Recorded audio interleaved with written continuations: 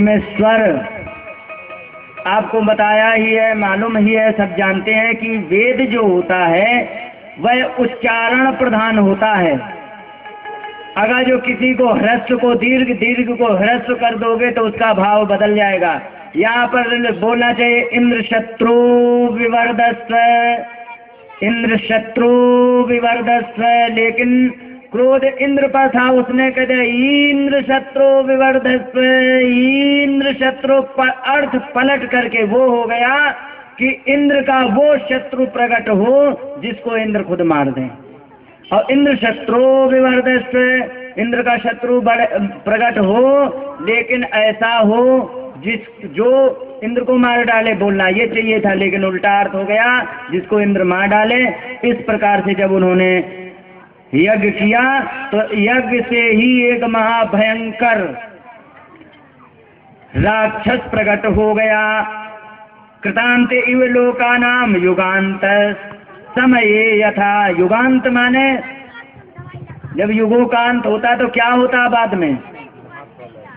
महाप्रलय। वाह, एक्सीलेंट। महाप्रलय की तरह वो था, और महाप्रलय की तरह वो था। तो कृतांत माने भी यमराज, और युगांत माने महाप्रलय के समान वो प्रकट हुआ। और प्रकट हो करके अब राक्षसों को बड़ी आफत बन गई। इतनी बड़ी आफत बनी कि राक्षसों को कहीं रहने ना दे, और रहने ना दे तो बहुत परेशान हो गए। अब सारे देवता भगवान के पास आए। भगवान ने कहा कि ठीक है, अब ऐसा करो, किम दुरापाम मई प्रीते यथा विबुधर ऋषभा, हे विबुध ऋषभ, हे देवताओं में श्रेष्ठ इंद्र, हमारे पास यदि आए हो तो हमारे पास आने से तुम्हें कोई कमी नहीं रहेगी। लेकिन अब तुम एक काम करो, भगवान यात्र भद्रम ते दद्यम ऋषिम सप्तमम, अब दधीचि ऋषि के पास तुम चले जाओ, वहां पर उनसे हड्डियां मांग लो, और हड्डियां मांग करके उनसे अपने रक्षा के लिए आप प्रार्थना करो। तो अब उन्होंने रक्षा के लिए प्रार्थना करने के लिए कहा, तो अब जा करके इंद्र वहीं खड़े हो गए। खड़े होकर के कहने लगे, महाराज हमें आपकी हड्डियां चाहिए। अब यहाँ पर ऐसी ऐसी बात इंद्र ने कही जो कि उसको मतलब कोई मना करने वाला भी हो ना कर पावे। उसने कहा, इंद्र ने कहा, ननु स्वार्थ परो लोको न वेद पर संकटम, यदि वेद न याचेत नेति न यदीश्वरा। ननु स्वार्थ परो लोको, संसार निश्चित ही स्वार्थ परायण है, जिसमें कोई संदेह नहीं है। लेकिन न वेद पर संकटम, स्वार्थी व्यक्ति कभी दूसरे के संकट को नहीं देखता है। उदाहरण दे दें, कोई अगर जो पानी में डूबा हो, उसको तुम बचाने के लिए अगर जो कूद पड़ो तो तुम्हारी छाती पर चढ़ जाएगा। वो ये नहीं देखेगा कि हम तो बच रहे लेकिन दूसरा डूबने लगा। हाँ, इसी प्रकार से संसार स्वार्थी है। तो कहने का मतलब स्वार्थी व्यक्ति कभी दूसरे के संकट को नहीं देखता है। ननु स्वार्थ परो लोको न वेद पर संकटम, यदि वेद न याचेत, अगर जो वो जानता ही हो तुम्हारे संकट को तो मांगे ही क्यों? अगर जो उसे इतनी ही समझ हो कि हमारे अलावा इसे कष्ट होने वाला है तो क्यों मांगे? तो इसलिए नेति ना है यदि ईश्वरा, यदि सामर्थ्यवान है तो उसको ना मत बोले, माने हो तो वो हाँ कर दे। इस प्रकार से दधीच जी ने कहा कि ठीक है, यदि तुम हमारे पास आए हो तो हमारी तो तपस्या हो गई, आप तो हमें वैसे ही यमराज खा जाएंगे, लेकिन कम से कम मेरा शरीर यदि तुम्हारे काम आता है तो आप प्रसन्नता से ले जाओ। अब प्रसन्नता से ले जाने के लिए अब उन्होंने क्या किया, गायों को शरीर तो उन्होंने छोड़ दिया, गायों को चटा के हड्डियां निकली, हड्डियों से वज्र बनाया। अब वज्र बना करके भगवान से कहा, आप क्या करें कि अब कुछ नहीं, इसी वज्र से अब तुम उसको मार पाओगे। अब उन्होंने मारने के लिए युद्ध भूमि में आए तो क्या हुआ कि इंद्र ने गदा फेंकी वृत्तासुर की तरफ, गदा फेंकी तो उन्होंने ऐसे कर दिया तो पट से दूर गिरी जाके। जब दूर गिरी तब इंद्र को बड़ा, देवता लोग बड़े परेशान भय कि इंद्र की गदा यदि फेल हो गई है तो अब हमारा क्या होगा, जो ये बच गया तो हमारी दुर्दशा कर देगा, इंद्र हार गए और तो हमारी दुर्दशा होने वाली। देवता लोग घबराए। अब इसके बाद जब इंद्र स्वयं घबरा गया कि हमारी गदा निरस्त हो गई है, बेकार हो गई, तब उन्होंने, वृत्तासुर ने खुद कहा कि अरे सुरेश कस्मान्नाहि नोति वज्रम पुरस्थिते वैरिणि मयि अमोघम। अरे सुरेश कस्मात न हिनोति वज्रम, हे सुरेश तुम अपने वज्र को क्यों नहीं छोड़ रहे हो? मैं तुम्हारे सामने अमोघ माने बड़ा पराक्रमी एक दुश्मन खड़ा हूँ, क्यों नहीं मार रहे हो? तुम मारो। मां संशयिष्टा न गदेव वज्रम, ये तुम्हारी गदा की तरह ये फेल नहीं होगा, इसलिए आप इसको मारो। और त्यान्य फलम कृपणार्थे वयांच्या, कितना सुंदर उदाहरण है, वाह। सुखदेव भगवान तो उनकी बातें अलग, कहीं कि ये गदा की तरह निष्फल नहीं होगा। कहीं किस प्रकार से, कहीं किसी कृपण व्यक्ति से यदि याचना की जाए वो देगा? कभी नहीं देगा।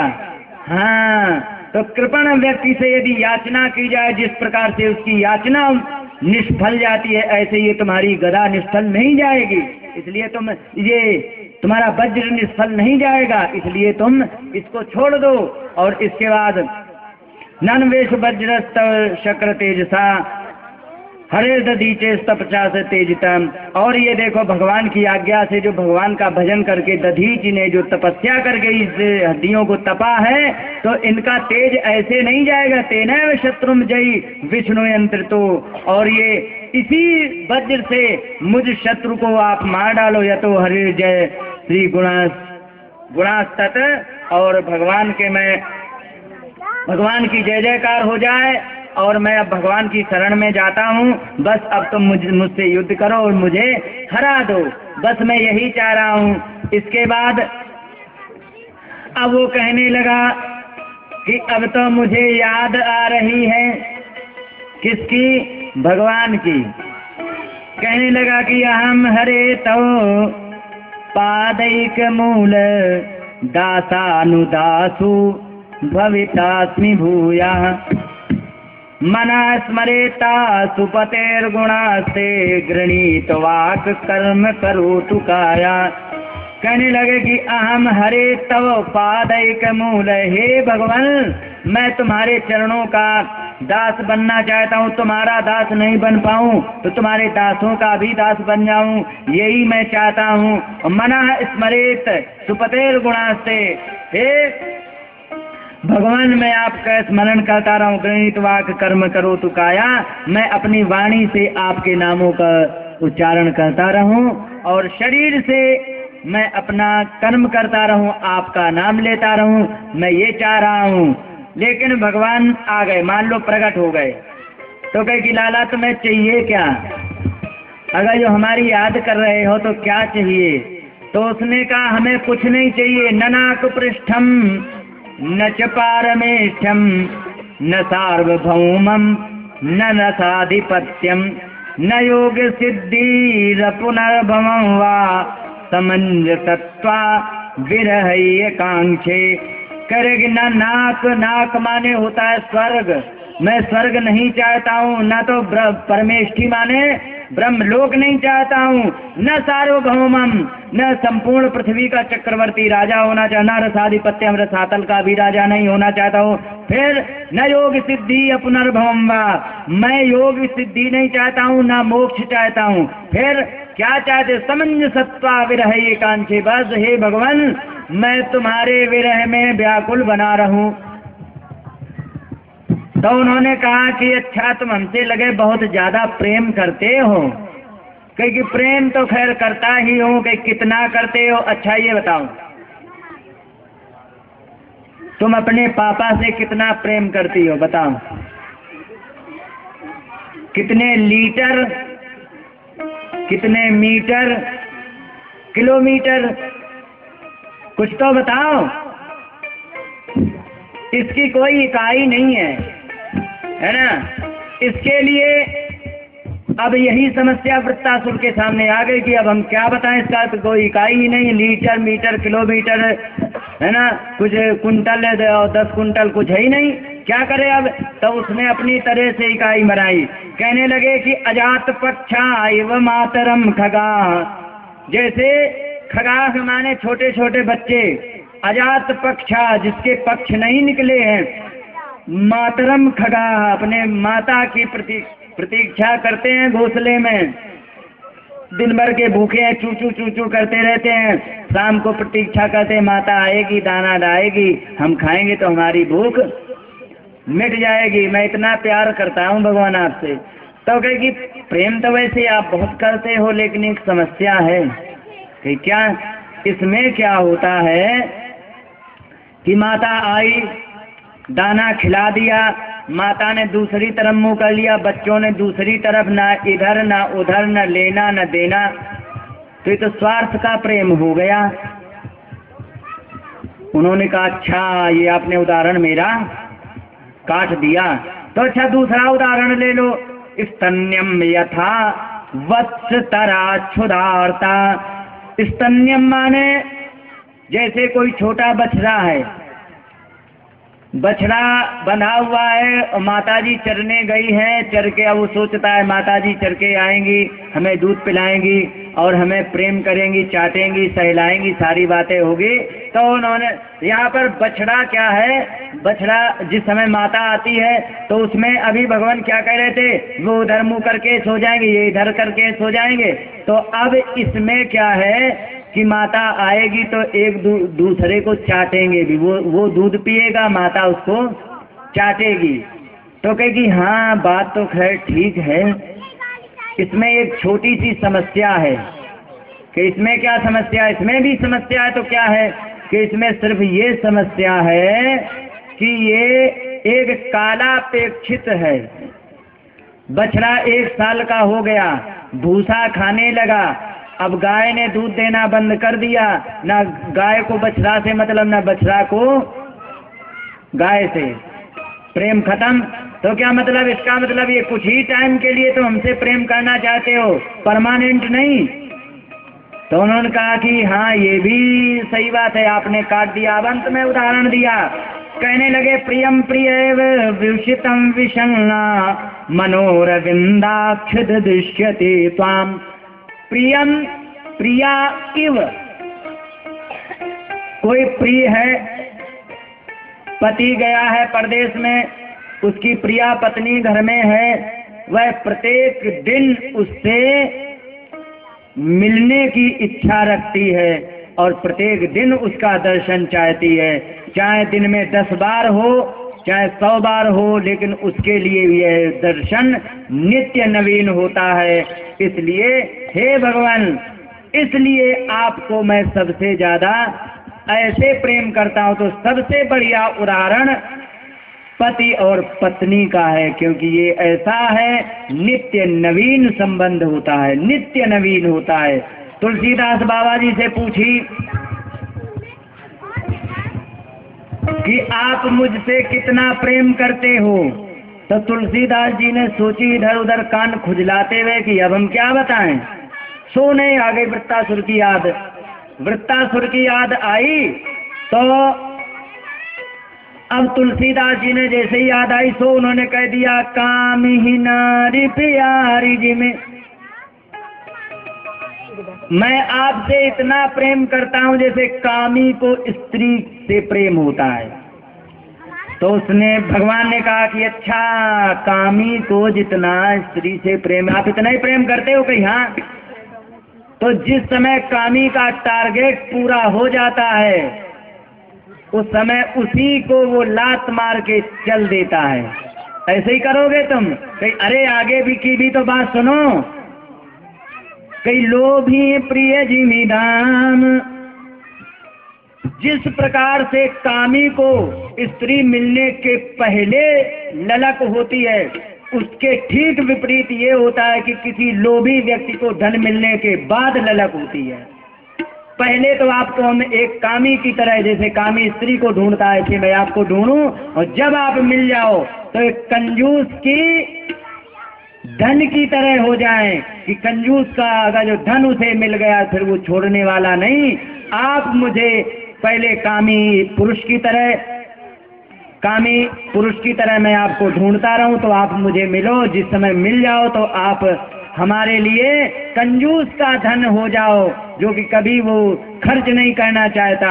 इसी प्रकार से कामी ही नारी प्यारी जिमी, लोभी प्रिय जिमी दाम, तिमि रघुनाथ निरंतर, प्रिय लागौ मोहि राम।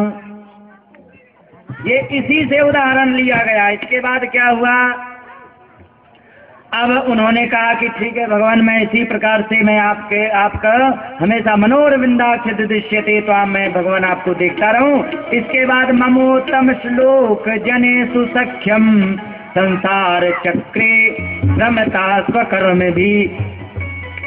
मैं हे भगवान उत्तम श्लोक आपके लोगों से मैं मित्रता कर लूं, और संसार चक्रे भ्रमता स्वकर्म भी, मैं संसार चक्र में भटकता हुआ आपके लोगों से, और जहां भी जाऊं तन्मायात मजेदार गे, सशक्त चित्त सननाथ भूयात।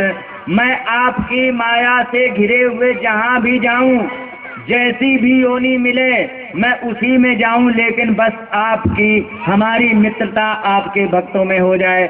बलि कह रहे हैं, बाली कहते अब नाथ करी करुणा बिलो कहो देव जो बर मांगऊं, अब नाथ कर करुणा बिलो कहो देव जो बर मांगऊं, यही जोनि जन्म कर्म बसता राम पद अनुराग हो, यही जोनि जन्म कर्म बसता राम पद अनुराग हो, यही जोनि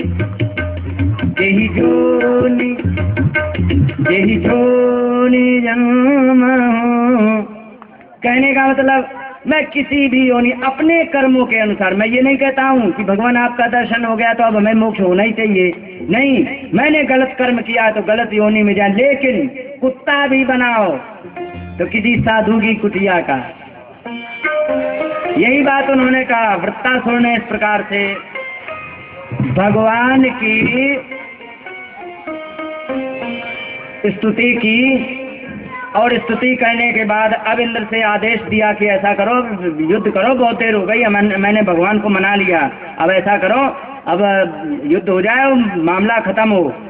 तो वृत्तासुर ने कहा इंद्र से, तो उन्होंने फिर वज्र से ही वृत्तासुर के कहने से उनको मार दिया। लेकिन मारने के बाद इंद्र को आश्चर्य बहुत बड़ा हुआ।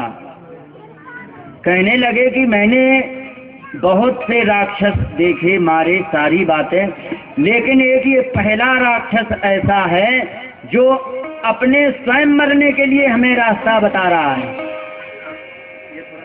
अहो दानो सिद्धोस्मी यस्य ते मतिरीदृषि, अरे दानो तू सिद्ध है, तेरी इस प्रकार की बुद्धि है, क्योंकि देखो भगवान की स्तुति करके, और देखो ये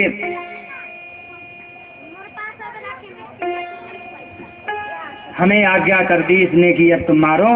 अब इसके बाद जब यहाँ पर ऐसे बताया तो राजा परीक्षित को बड़ा आश्चर्य हुआ।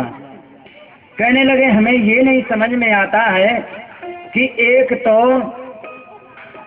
बड़ा सौभाग्यशाली वो होता है जिसको मनुष्य शरीर मिल जाए।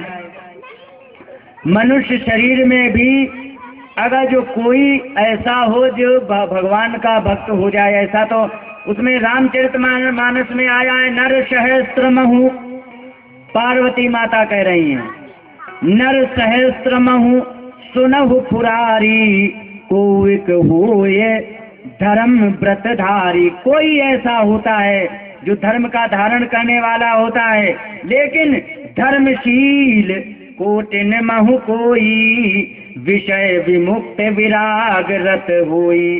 कोई भी ऐसा व्यक्ति करोड़ों धर्मशील में ऐसा होता है जो उसे वैराग्य अच्छा लगता है, लेकिन कोटि विरक्त मध्य श्रुति कहई, सम्यक ज्ञान सकृत को लहई।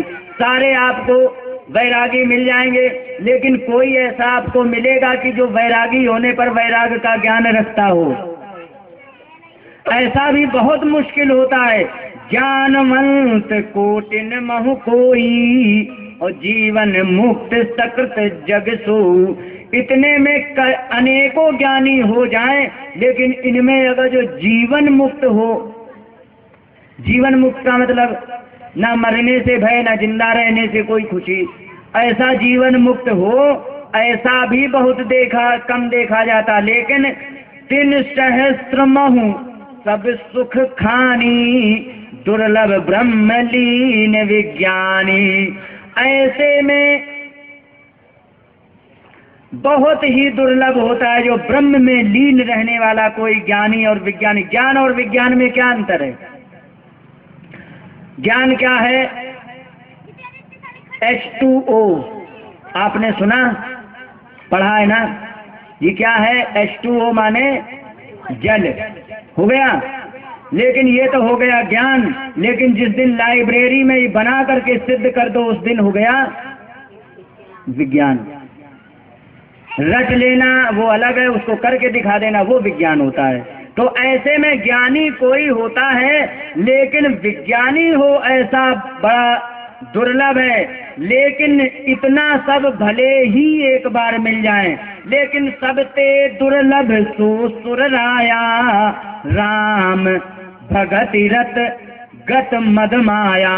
इतने सब में हो करके सबसे कठिन काम है कि उसके अंदर भक्ति हो। भक्ति किसी के अंदर मिलती है, ज्ञानी के अंदर भक्ति हो ये तो बहुत कम देखा गया। मूर्ख के अंदर भक्ति जरूर मिल जाती है, ये पक्की बात है, हंसने की बात नहीं है, मजाक नहीं है।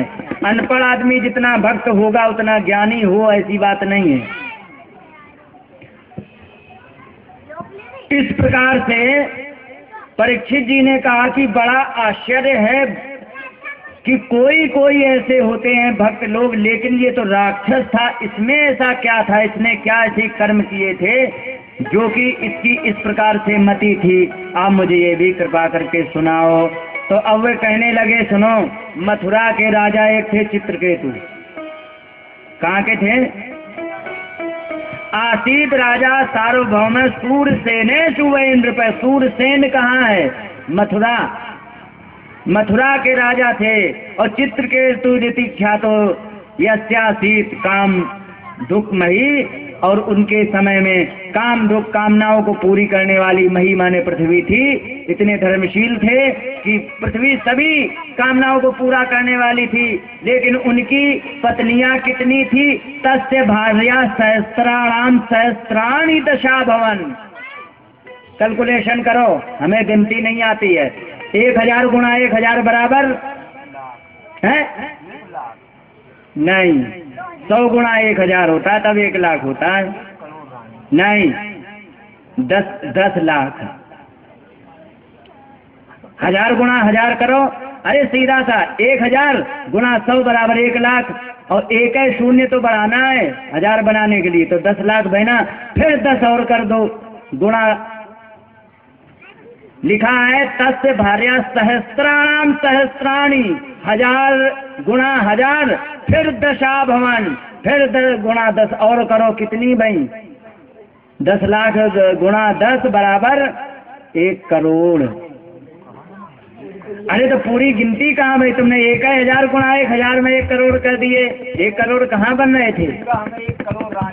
वो तो आपने रट के कहा, कैलकुलेशन करके नहीं कहा था।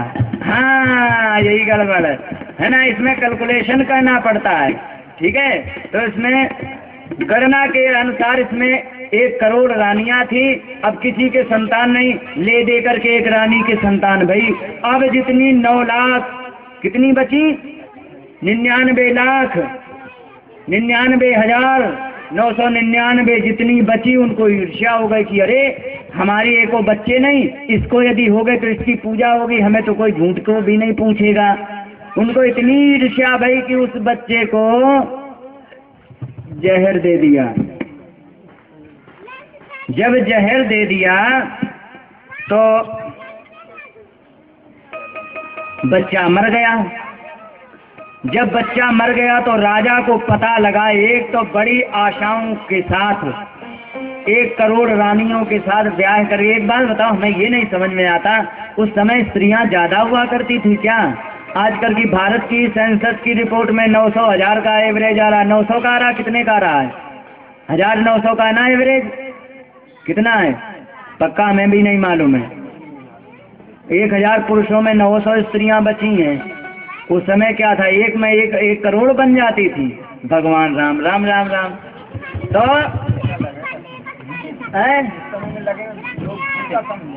हमें समझ में नहीं आता,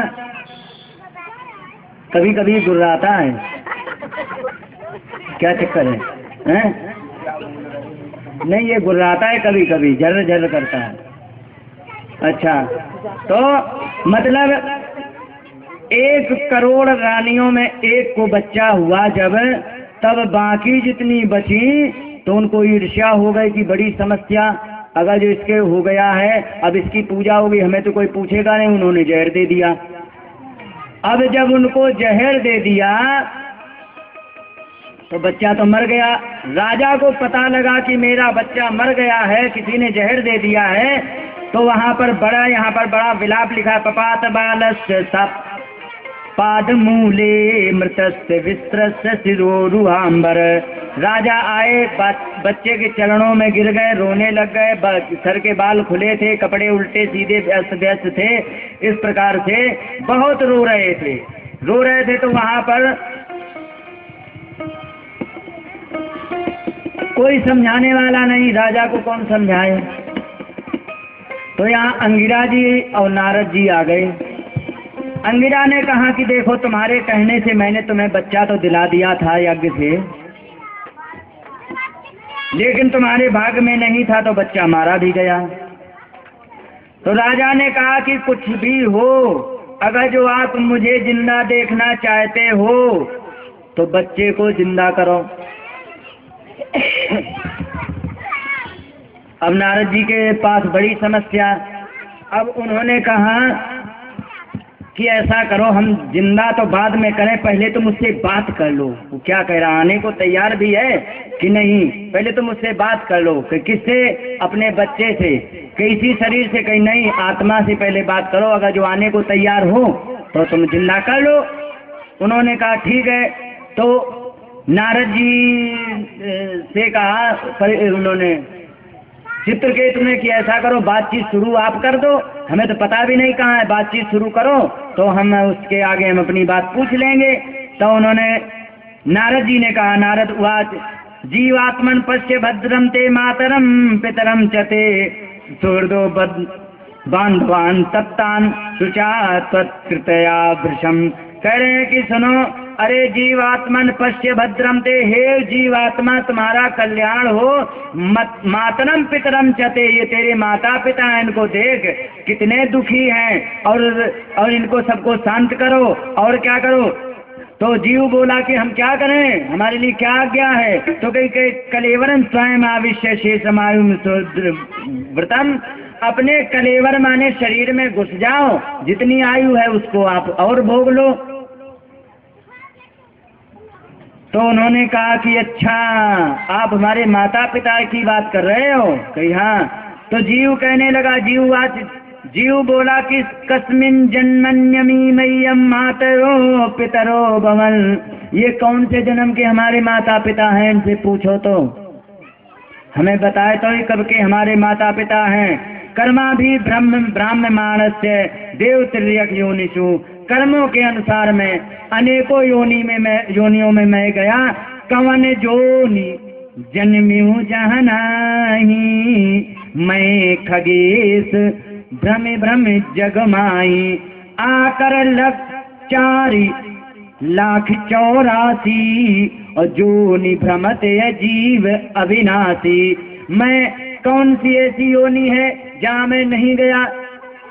अब ये बताओ, ये किस योनि के माता पिता, जाने कितनी बार मैं इनका बाप बन चुका और जाने कितनी बार ये हमारे बाप बन चुके हैं। लेओ, जिसके लिए रो रहे थे वही उनको उपदेश देने लगा। इसके बाद कहा उन्होंने, यथा वस्तूनि पन्यानि हेमादीनि तस्तथा पर्यटन्ति नरेष्वेवं जीवो योनिषु कर्तृषु। कह रहा कि जैसे वस्तूनि पन्यानि, पर्ण माने बाजार, बाजारों में कोई 100 का नोट हो, ठीक है, आपका 100 का नोट था, आपने जाके किसी आलू वाले को दे दिया, आपने आलू ले लिए, 100 का नोट किसका हो गया? अब वही 100 का नोट जा करके उसने पत्नी को दे दिया, वो 100 का नोट किसका है? और पत्नी ने जाकर के गोलगप्पे खा लिए, बच्चों को मिलके खिला दिए, वो किसका हो गया? और गोलगप्पे वाले ने कपड़े खरीद लिए तो कहाँ गया? इसी प्रकार से कर्मों के अनुसार यह जीव प्रत्येक योनि में भटक रहा है। मैंने गंदे कर्म किए तो कुत्ता बन के नाली में जाना पड़ेगा, और अच्छे कर्म किए हैं तो मनुष्य मिल जाएगा, उससे भी अच्छे किए तो मनुष्य में भी ब्राह्मण मिल जाए। तेज बोला करो, मुंह में क्या आप कह देते हो? सही बात है, तेज बोला करो। मनुष्यों में भी, हाँ, अरे फिर भी दम नहीं आई, हाँ ऐसे ही बोला करो। हाँ, तो कहने का मतलब ये है कि अगर जो आपने अच्छे कर्म किए, लेकिन एक बात और बता दें, ब्राह्मण भी बन जाना ये ज्यादा सबसे हाईएस्ट पुण्य की बात नहीं है। मनुष्य का शरीर एक ऐसे मान लो जैसे जल होता है। आपको थोड़ी सी केमिस्ट्री क्षमा चाहूंगा, केमिस्ट्री में का pH मान होता है, ठीक है, pH मान जिस समय 7 पर आता है उस समय होता है न्यूट्रल, ठीक है, और जब आगे बढ़ेगा तो वो होगा एल्कलाइन, और जब पीछे बढ़ेगा तो वो होगा एसिडिटिक। तो जो बीच का सेंटर पार्ट है वो है जल, जो न्यूट्रल है, ना एल्कलाइन है ना एसिडिटिक है, ठीक है। इसी प्रकार से मनुष्य का जीवन है। जब पाप पुण्य समानांतर मिल जाते हैं तो मनुष्य थोड़ा सा एवरेज आगे पीछे हुआ तो शूद्र और ब्राह्मण का हो जाता, लेकिन अगर जो पूरा आगे बढ़ जाए तो देवताओं में पहुंच जाएगा, वो नीचे बढ़ जाए तो नीचे पहुंच जाएगा अन्य योनियों में, कुकर सूकर में, ठीक है। तो कर्मों के अनुसार यही बात उन्होंने कहा कि यही जो जीव है, प्रत्येक जीव हमेशा ये कर्मों के अनुसार अलग अलग योनियों में भटकता फिर रहा है। और ये कह रहे हमारे माता पिता किस जन्म के हैं? ये माता पिता, मैं खुद कह रहा हूँ ये हमारे भी, मैं इनका खुद इनका बाप हूँ। क्या करोगे? 4 बार ये जाने कितने बार मैं इनका बाप बन चुका हूँ। जब ये प्रवचन सुन लिया जीव का, सोई उनके होश उड़ गए। होश उड़ने के बाद सोई चित्रकेतु को ज्ञान हो गया कि ये तो सारा संसार का एक नाटक है, इसमें कोई ना हम किसी के ना कोई हमारा। इस प्रकार से चित्रकेतु ने क्या किया, वहीं से राजपाट छोड़ दिया। छोड़ने के बाद सीधे चले गए, तपस्या करी। तपस्या इतनी करी महाराज कि इनको विमान मिल गया। विमान से एक बार जा रहे थे कैलाश में, शंकर जी प्रवचन दे रहे थे, लेकिन उनकी स्थिति क्या थी कि गोद में बैठाए पार्वती जी को। जैसे ही गोद में बैठाए पार्वती जी को, चित्रकेतु वहां से निकला। उन्होंने कहा अच्छा कथाकार जी, ऐसे ही कथा सुनाई जाती होगी। उन्होंने कहा देखो, इस लोक गुरु साक्षात धर्म वक्ता शरीर नाम माने देहधारियों की साक्षात धर्म के प्रवक्ता हैं। और देख लो बैठे कैसे हैं, आस्ते मुख्य सभायाम वह मैथुनी भूय भार्यया, पत्नी को साथ में लेकर के बैठ गए। इनको शर्म नहीं आई। और इन्होंने देखो काफी बातें कही, जटा दरस तीव्र तपा, इन्होंने जटाएं भी धारण कर रही हैं और सारी बातें इन्होंने देखो। अंगीकृत स्त्रियम चास्ते गत ह्री प्रकृतो यथा, गत ह्री माने निर्लज्ज की तरह, गत माने रहित, हरि माने लज्जा निर्लज्ज की तरह कैसे बैठे हैं, स्त्री को गोद में लिए बैठे हैं, इनको शर्म नहीं आई। शंकर जी कुछ नहीं बोले, वे जानते थे उनकी महिमा, वे कुछ नहीं बोले। पार्वती जी नहीं जानती थी तो उन्होंने पंगा ले लिया। उन्होंने कहा कि अच्छा, अभी तक हमें कोई सिखाने वाला नहीं मिला, आज हमें सच्चा गुरु मिला है। अयम किमधुना लोके शास्ता दंड धरो प्रभु, अस्माद विधानाम दुष्टानाम निर्लज्जानाम च प्रकृतिम। कहने लगे कि अभी तक तो हमें कोई गुरु नहीं मिला, आज ये हमें सिखाने आया है। और देखो यहाँ पर न वेद धर्मम किल पद्मयोनिर न ब्रह्मपुत्र भृगु नारदाद्या, ना तो ये वाला धर्म जो आज इसने हमें सिखाया, ना तो ये ब्रह्मा जी जानते थे, ना तो ब्रह्मा के पुत्र भृगु आदि नारद आदि ये लोग जानते थे, न वह कुमारा कपिलो मनुष्य ये नो निवर्तनम हरम। कह रहे कि देखो, ना तो कुमार, ये जो कुमार बैठे ये भी नहीं जानते थे, कपिल जी भी नहीं जानते थे, आज ये हमें सिखाने आया है ना। तू हमें सबसे बड़ा गुरु आज मिला है ना, इसीलिए तू इतनी मलिन बुद्धि होने के कारण तू जा, ये देवता के विमान के लिए के योग्य नहीं है। लिखा है ना रहसी वैकुंठ पादाद मूलो पर तर्पणम, तू ही भगवान के इस जगह के योग्य नहीं है, बैकुंठ के लायक नहीं है, अब तू जा। पापी यसी कहाँ गया, अतः पापी यशी योनि मासुरी में आई दुर्मते। अरे दुष्ट, तू जा पापी यसी योनि में जा करके वहीं पर जा, तू राक्षस बन जा। गड़बड़ हो गया का कुछ बता देना। तो जा तू पापी ऐसी योनि में पहुंच जा, अथे भुवन महताम न करता पुत्रा क्लेशम। और अब तू जा करके किसी का कोई अपराध नहीं करेगा, अब तू जा यहाँ से। चित्रकेतु ने कहा माता जी, ये शाप और वरदान ये तो सारा नाटक है, कौन किसको शाप देता कौन किसको वरदान देता, ये सब एक ढोंग है। कैसे?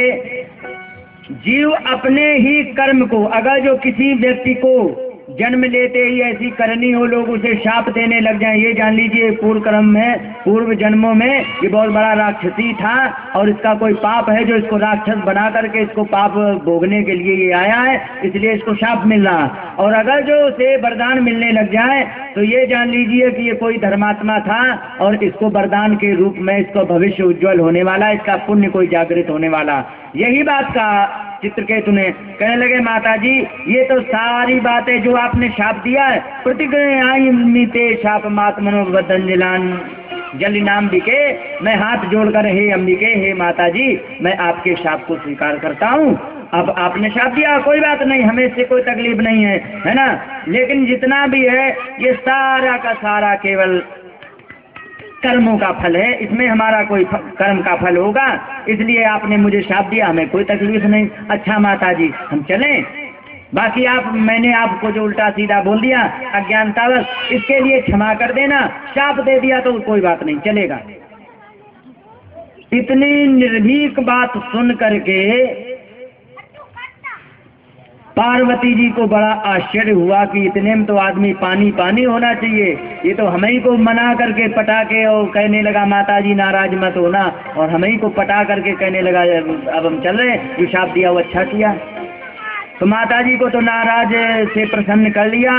अब शंकर जी ने कहा कि देखा, शाप दे दिया बगैर सोचे समझे, अब देख ले, दृष्टवत्या से सुश्रोणी हरेत अद्भुत करणाम, देखा तुमने भगवान के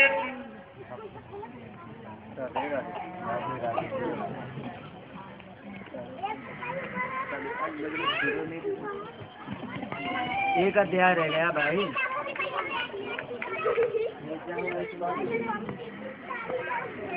एक अध्याय रह गया है, बिना माइक के बोल दीजिए। अच्छा पूरा तो होना चाहिए, अब वो तो हो ही जाएगा। इसके बाद उन्होंने शंकर भगवान ने कहा देखा तुमने भगवान अब बताओ इनकी सुनोगे या हमारी?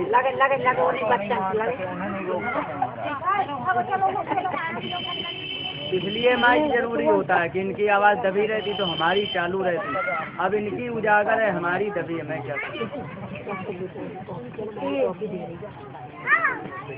तो कहने का मतलब शंकर जी ने कहा कि देखा रिश्वत क्या सूत्रों नहीं देखा तुमने? भगवान अद्भुत कर्मा, भगवान के कर्म ऐसे ही होते हैं, वे कभी नहीं डरते हैं। और नारायण परा सर्वे ना कुतश्चित् बिभ्रति, वे नारायण के आश्रित रहने वाले कभी नहीं डरते, चाहे तुम शाप दो चाहे आशीर्वाद